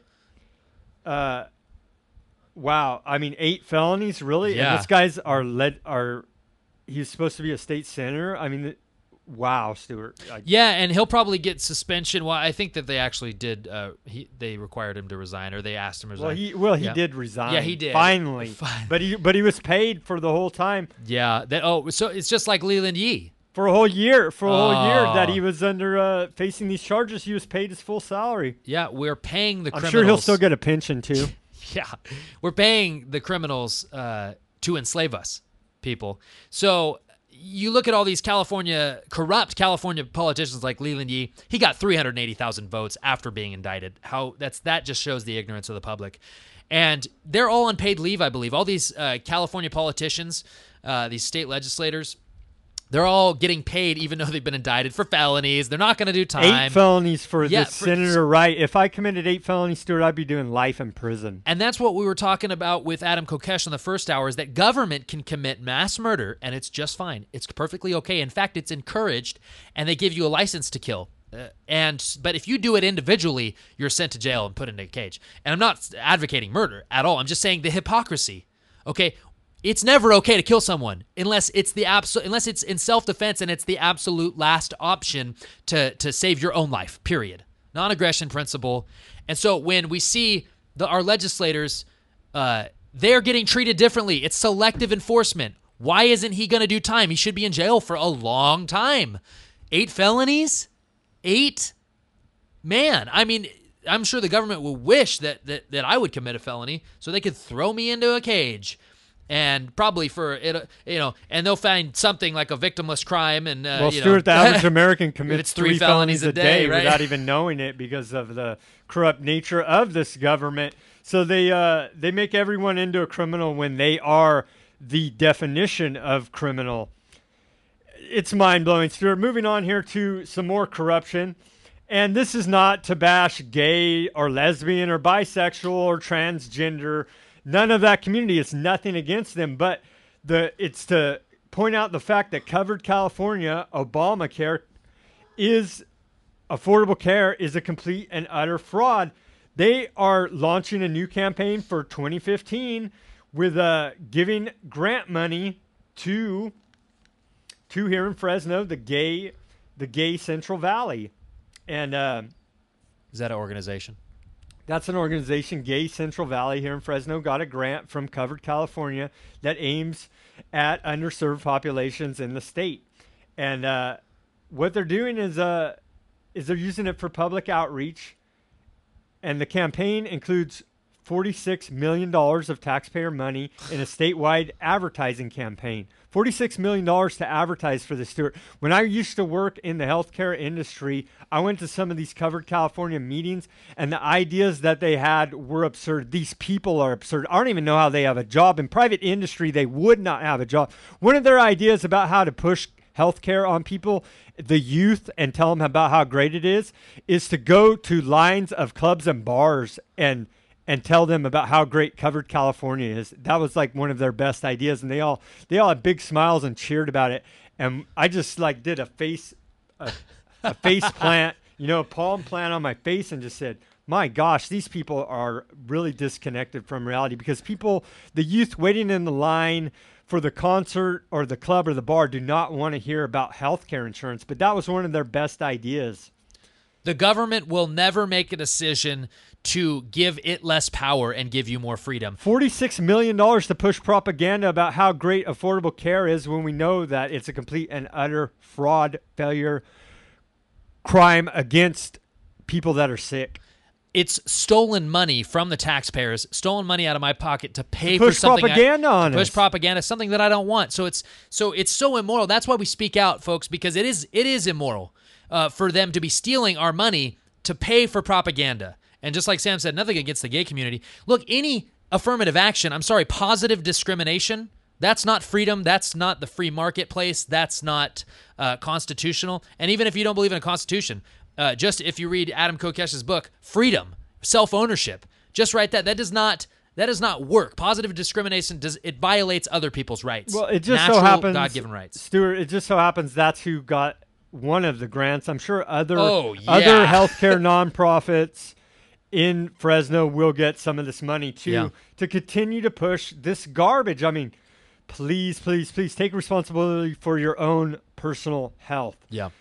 Wow, Stuart, it's amazing. Moving on here to more of I don't even know how California is still floating. It's on a wing and a prayer. Barely. The UC system is going to invest $1 billion. I'm sorry. Billion with a B. $1 billion with a B in climate change companies. Hey, folks, we are not God. We are not nature. Man is not creation.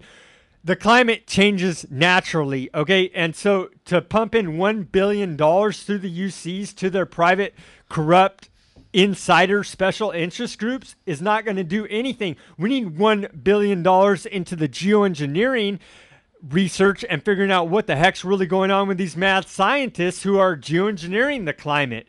Yeah, and once again, it's a transfer of wealth from the taxpayers. Stolen money to special interests. Who's going to get the government contracts? Who's going to be in charge of these companies that they give the $1 billion to restructure they're claiming, technology? Stuart, they're pretty much essentially claiming they are God, they are creation. Okay, the University of California over the next 5 years is going to give $1 billion to companies and researchers that are seeking solutions for solving the climate change problem. Okay, that they are saying we are God, we are creation, we can solve Mother Nature. Yeah, and they're going to keep pushing this idea on us that we can pay the government to pay the government so they can help get rid of climate change or manage climate change. We're really, folks, we're going to give more money to the government. This covert operations aerosol like spraying geoengineering against us, poisoning the whole planet. It'll probably go to spraying us more. You probably will, and then run around and say how they're our savior as we have continued to go over Hegelian dialectic. Yeah, we need to combat climate change.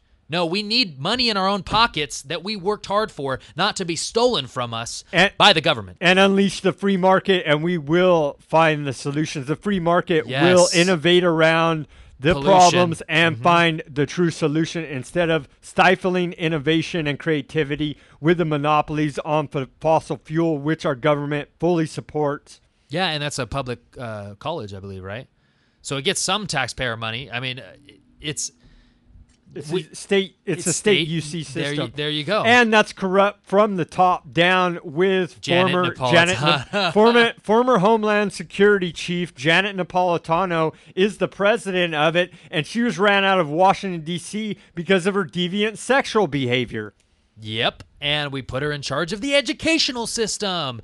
Great. That's why public education is just so terrible, even at the college level, people. I would encourage private schools and self-educating, period. Start self-educating, okay? I've met college kids, and they're morons.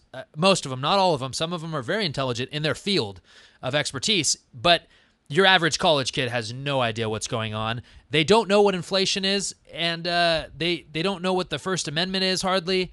Me and Sam and I have gone to Fresno State. There's videos. We've interviewed college kids, and they are so uninformed that it's staggering, and it's troubling.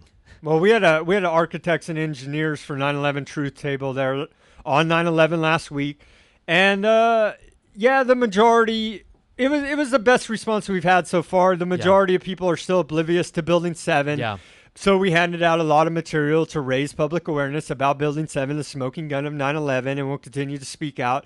Take a look at Building 7. But I had a civil engineering student come up to me, and she said that, yes, they are discussing this in the engineering class, the worst structural failure in modern history, because it's undeniable. You can't lie about physics, okay? And so people are slowly becoming aware. We had the police come out there to our booth and complain. Somebody complained about somebody was smoking a tobacco cigarette, and they asked us for a permit and shook us down a little bit.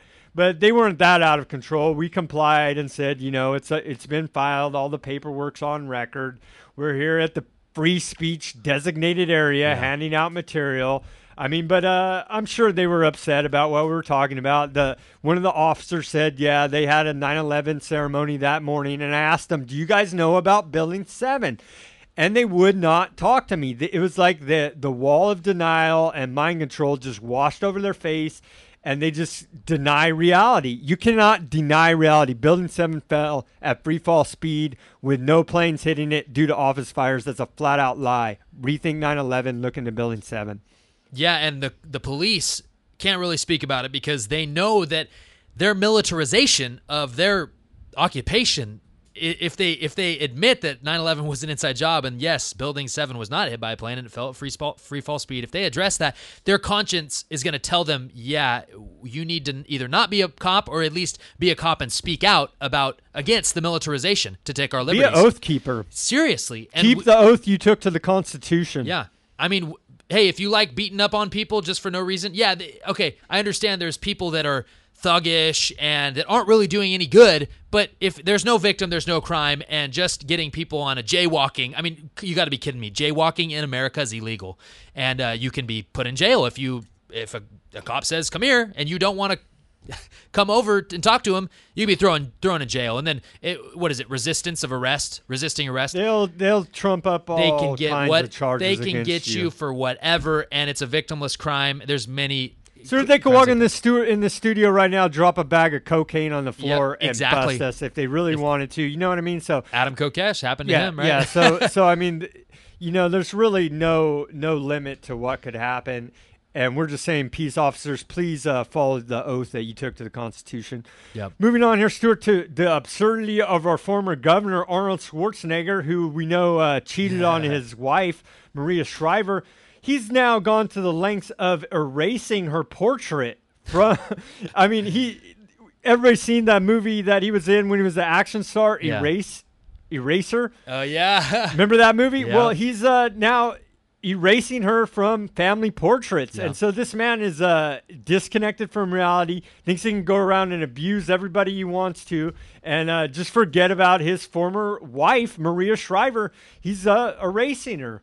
Yeah, and Mark Dice, he points out that in the movie Idiocracy, the president is a rustler. Okay, and if you look at, we've had celebrities as our actors as our president. He really doesn't look and fit to be a wrestler. Well, but he was, but I'm saying he's a movie star. A movie star was our governor, and then I'm a supporter of Jesse Ventura, I guess you could say, and he was a wrestler and he was a governor. But you get the Terminator as the governor, and you really expect things to change. We're living in an idiocracy, and the more we just. It's the celebrity worship. Yeah, they even gave him the name the Governator. The Governator. I mean, seriously, folks? And really, it was cute and funny, and everybody used to giggle. But this man, he's not a good guy. This guy is not a good guy. He had a lapel pin with a picture of his wife, his former wife, Maria Shriver, on it, and everybody thought that was cute and funny. And the guy doesn't even know how to say California.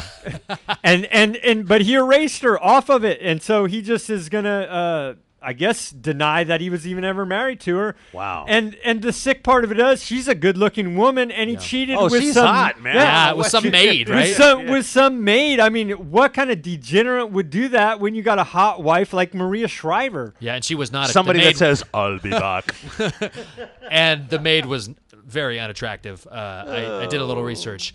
So obviously he's just a degenerate piece of trash. I think he's a Nazi sympathizer as well. And people, we just need to be more vigilant and not allow our society to decay and think that, look how many politicians just cheat on their wife. It's immoral. It's so immoral, and those are the people that are running our government that are legally stealing from us. Okay? And it's saying that we need to give up our liberties for more security. And saying we're the bad ones. Oh, we're the bad people. We're speaking out about, against we're exercising government. Our First Amendment right, and we're the bad ones. Excuse me. Yeah. I'm sorry we believe in family on this show and not cheating on your wife and not and not being a corrupt scumbag. That's what we believe. So we need to stop supporting these politicians that are those kinds of people. Yeah. Stuart, there are good police out there. A serious police officer on Wednesday testified that fellow officer kicked a robbery suspect who posed no threat in the groin, and that speaks to the movie Idiocracy. Remember, the best entertainment in Idiocracy was kicking people in the balls. Yeah. And so this officer took that to heart and actually testified against another officer who found that as great entertainment. He says that he thought that he felt like the officer took great pleasure from kicking a suspect in the groin who was unarmed and could not defend himself. It's called karma, people. Yeah. If that officer that did that, and officers that do take advantage of people and violate their rights, sow. Yes, sir, Woody, you do reap what you sow. So that officer's gonna pay.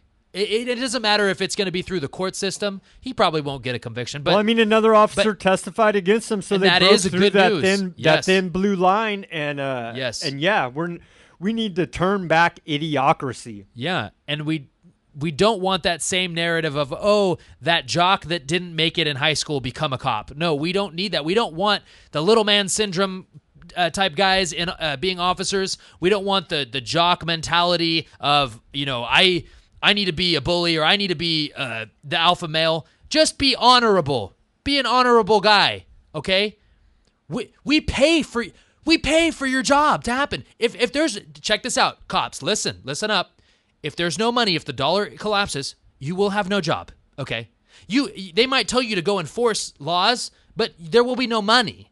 You'll have to do it. It'll be just a perpetual state of military police state. And you'll be working for food, and you won't be able to sit in that and watch that game in the comfort of your own home because it's going to be a police state, and there's going to be surveillance everywhere. It's going to be Big Brother for everyone, not just the citizens. And remember, cops, when you take off that uniform, you're just a person. You're just a citizen. So be honorable. It's going to come back to bite you if you're not, okay? I don't go around trying to find monsters to destroy, as Ron Paul would say, anywhere, okay? If there's no victim, there's no crime. Keep your oath of office. Yeah, keep the oath that you took to the Constitution. Moving on here, Stuart. Oh, there are black helicopters now. They've been spotted in Mendocino County. Yeah, that's been said that you're a conspiracy theorist, tinfoil hat wearer, if you talk about black helicopters. Yeah. Well, in Mendocino County, private contractors are jumping out of black helicopters cutting down legal pot grows, and it was Lear Asset Management Company, I think, was who was found to be behind it. And so that's just outright lawlessness when you have private contractors in America, in California, in Mendocino County, jumping out of black helicopters, doing what they will. Where's the county sheriff there? He needs to be held accountable and rein in the men jumping out of black helicopters, destroying people's private property. When these unmarked vehicles, unmarked helicopters, unmarked, black ops, basically, assassins come and just do raids and do whatever they want, it's going to happen more and more. And guess what? The police chief, the sheriff, we're going to start telling them, you better start arresting these people, these vigilantes or whatever. And they're going to say, well, I don't, you're just a conspiracy theorist. No, it's going to continue to happen, and people are going to get so fed up. And if you don't go arrest these people or actually investigate it, your job's going to be on the line too, okay?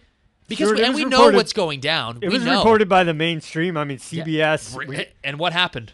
Well, nothing happened, but it says that both the DEA and the Mendocino County Sheriff's Office deny any involvement in the activities, while the U.S. Forest Service and California Department of Justice have also distanced themselves from the operation. So it begs the question, are they all working together with the cartels? Is this privately funded by the cartels? Who is really behind this? We need some answers, because they have no right to go on to people's private property and destroy their property, which is what was done. And I want to give credit to CBS over there in Mendocino County, because they actually reported on this story. So we do give credit when credit is due.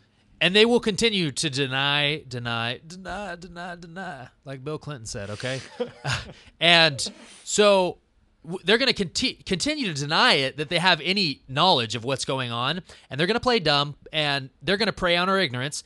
And once we don't buy it anymore, I hope that would be real soon, they're going to have to take action. And if they don't, people have the right to defend their property. They have the right to do that in any way they see fit. And people are going to start getting shot, because you can't have, I mean, if an unmarked helicopter dropped a bunch of assassins and black ops, heavily armed men wearing ninja camouflage warriors, fatigues, who knows? It could be ISIS. Yeah, no, exactly. So them just denying it, unidentified in black helicopters. And what happens when people start taking matters into their own hands and defending their property? Then what is the government going to say when we identify all the? I mean, it's going to be traced back to someone, and most likely it's going to be government black ops. And working with the cartels. Yeah, and DEA, come on. The DEA knows everything that's going on. Don't play dumb with me, and don't act. The government, they spy on everyone and admit it, and nothing happens, and then they act like they don't know what's going on. They know everything that's going on, people. But, folks, we need to take a quick break, and we'll go into our last segment of the hour. Here's a word from our sponsors.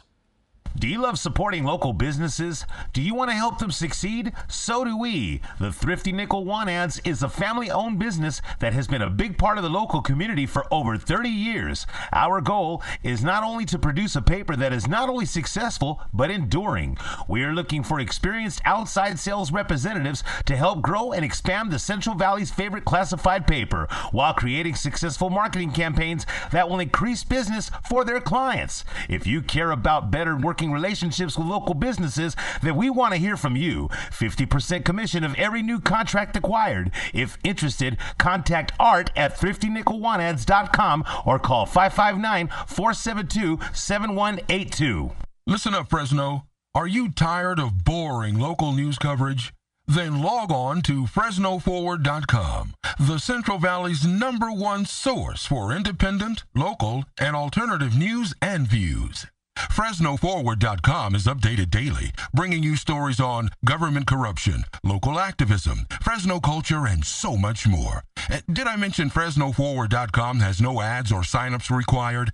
FresnoForward.com. You'll love it. We all know that a natural disaster, EMP attack, and martial law are a real possibility. Prepare before the crisis, because FEMA can't and won't keep you safe. Tops Military Supply. Veterans serving veterans, their families, and the community. Visit us at 605 West Shaw, Suite A, Clovis, California, or call us at 559-298-6001. Folks, we're back. I'm your host, Stuart Webb, along with my co-host, Sam Chaney. This is We Are Change Fresno on 1680 AM. We're going into our last part of our show, our last segment. This is where it gets good. Oh yeah. This is where we really it's like blow the fourth off quarter of a football game. You thought the other three quarters don't mean nothing, but when you see that fourth quarter, it's like goes on. It's crunch time, baby. Crunch time, baby. It's crunch time. Yeah, if you've been listening to this, for the last hour and 45 minutes, we've been heated. Okay, this has been an intense show. We had Adam Kokesh on. Please visit his website, thefreedomline.com. Pick up his book called Freedom, rightfully so. Support people that promote freedom and believe in freedom and are good and moral people and are honorable people. Sam, what do we got for our last segment? Well, the war on ISIS. I was watching Fox News today. Kerry was testifying in front of Congress. Senator Kerry, Secretary of State Kerry, Skull and Bones member. And they were pretty much telling him, your rhetoric is not working anymore, and you're pretty much lying. I mean, they didn't say that, but you could see that the way it was going. And who benefits? Follow the money, and who benefits from these wars? This war against ISIS, ISIL, Al Qaeda, whatever you want to call them. And the winner is the military-industrial complex. That is who the winner is. It's not the American people. It's not the people of Iraq or Syria. It is the munitions makers.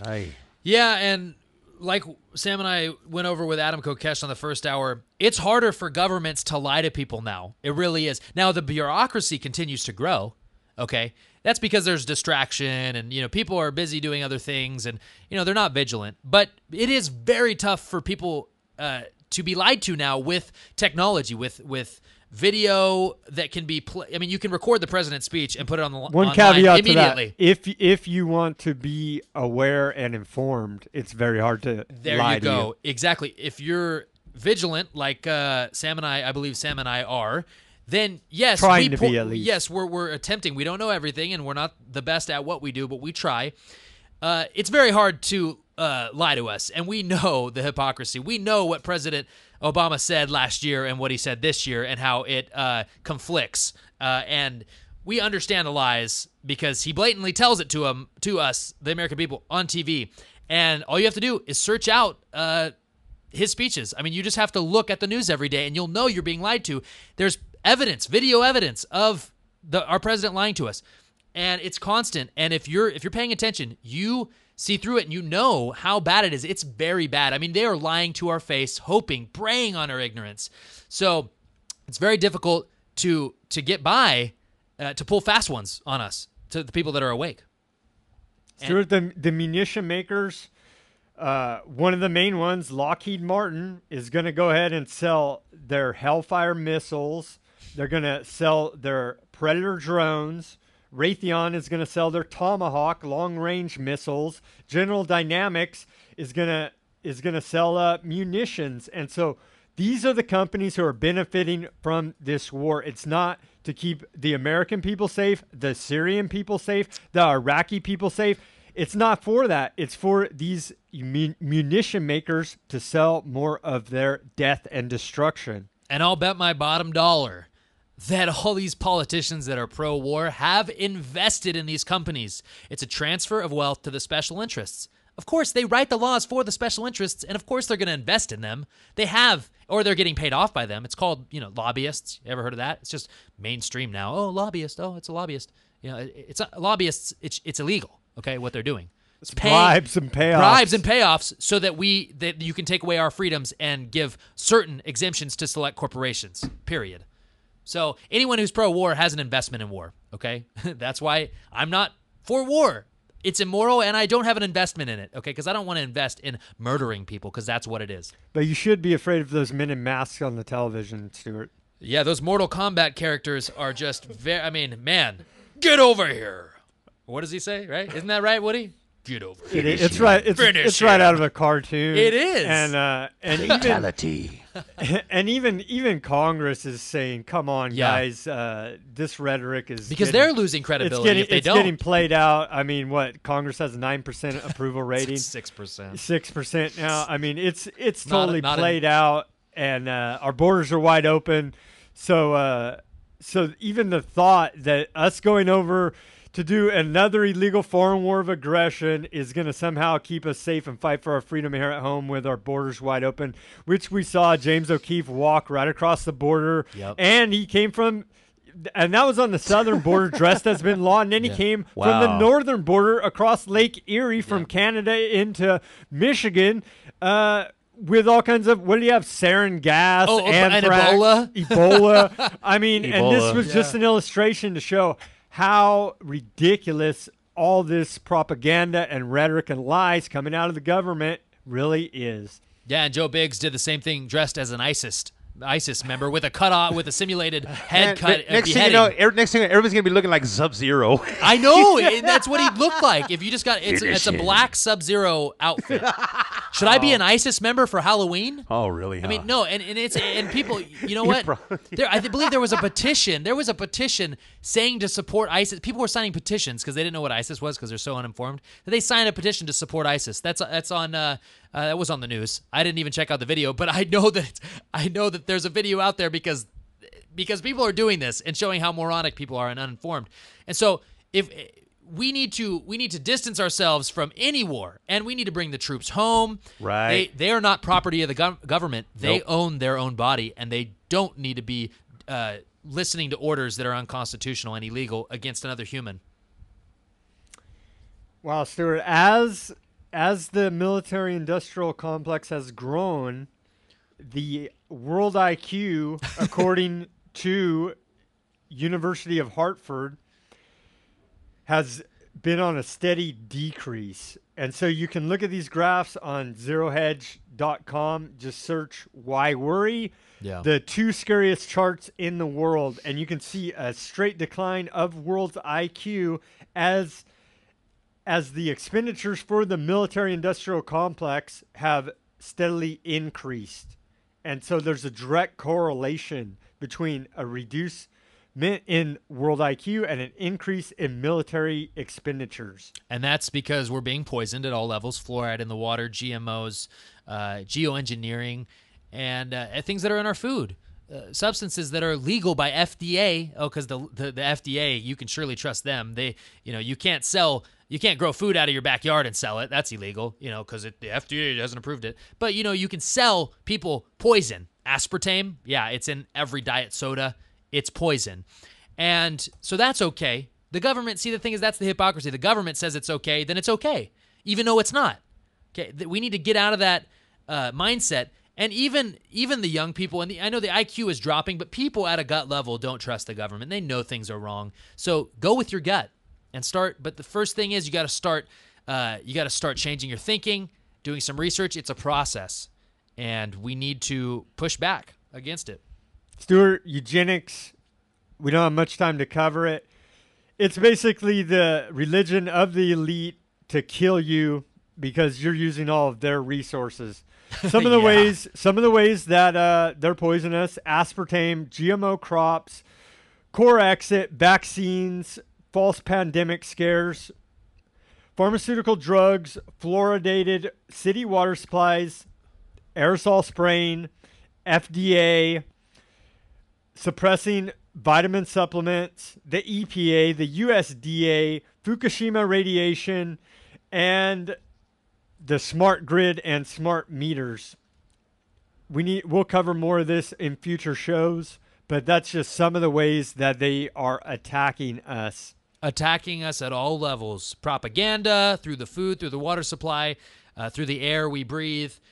And that's why it's so important to speak out, because we're not going to have a planet left. We're not going to have, and yes, like Sam said, it's the elite basically scolding us and saying we need to pay them because they want all the resources for themselves. So we can't have any, but we need to pay them carbon taxes. And because basically they're just trying to make us in such destitute. They're trying to make us so destitute and in poverty that we can't even afford to fight against them. And they want all the resources for themselves. They publicly state that we are their slaves, and you are unless you tell them that you're not. So we are here, again, reiterating the fact that we are sovereign, sentient beings, and we are not their slaves. And nothing gives them the right to claim ownership over us through the fraudulent central banking system, which creates money for them out of thin air. Okay, Stuart, moving on here in the interest of time. Satanists sell out black mass at Oklahoma Civic Center, and this goes right along with the moral degeneration of America in Oklahoma. The satanic founders of the Duckama I can't even pronounce Dogma Agra or whatever, Angra something. it. Yeah, satanic some cult ridiculous that they name. have going on there is they're going to go ahead and hold a satanic black mass, which is mocking the Catholic Church. Yeah, and the thing is, I don't have a problem with Satanism at all. I freedom of choice. But really, as Mark Dice will point out, and he says, really, these Satanists and these trendy Satanists are really just anti-Christian bigots, because that's what they are. They want to mock Christ. They want to mock Christianity. Where's Muhammad? Why aren't they mocking Muhammad, Buddha, Confucius? I mean, seriously, all these other religions they have no beef with, but literally Satanists just want to mock the Christian religion. So if people want to be a part of this, that's fine. They have the freedom to do so. But it shows how immoral our society is, that people really want to just do. I mean, they said that they actually, the health department, the state health department said that they couldn't use vinegar, or they had to use vinegar in place of urine, because they were going to use urine to do some crazy ritual. It just shows the degeneration of society. Urine, really? And then they want to listen to the government as if the government is the authority. Hey, Satanists, why don't you wake up and start fighting tyranny, okay? Because soon you probably won't even, they're not even letting you do your ritual correctly, right? You have to use vinegar because the government said so. So you're just part of the propaganda complex for government, and you're not doing anything of value. But hey, you do have the freedom to do it. It just shows how moronic and useless you are. And we have to speak out against this because we have the right to do so. I mean, I'm not saying that they shouldn't be able to do it. I'm just saying, man, what degenerates. And understand, the guys really running the system, the central bankers, the Rothschilds, the Rockefellers, the 13 families of the Illuminati that run the central banking scam, they are real Satan Real worshipers. Satanists, exactly. And that's who we need to be aware of and not get in on the satanic ritual. These trendies are small beans. Yeah, they think that they're cool, nothing. but they just aren't. They're nothing. And Stuart, I want to make a correction from last week's show. We said that the CDC whistleblower about the vaccines causing autism was William Thomas. His correct name is Dr. William Thompson. And so I wanted to make that correction. And we will make corrections when we make mistakes. And in the interest of time, I want to say, speak out and take action. Stuart, take us out. Peace, love, and liberty, folks. Tune in next week. We thank you for listening. Good night. This show is sponsored by We Are Change Fresno.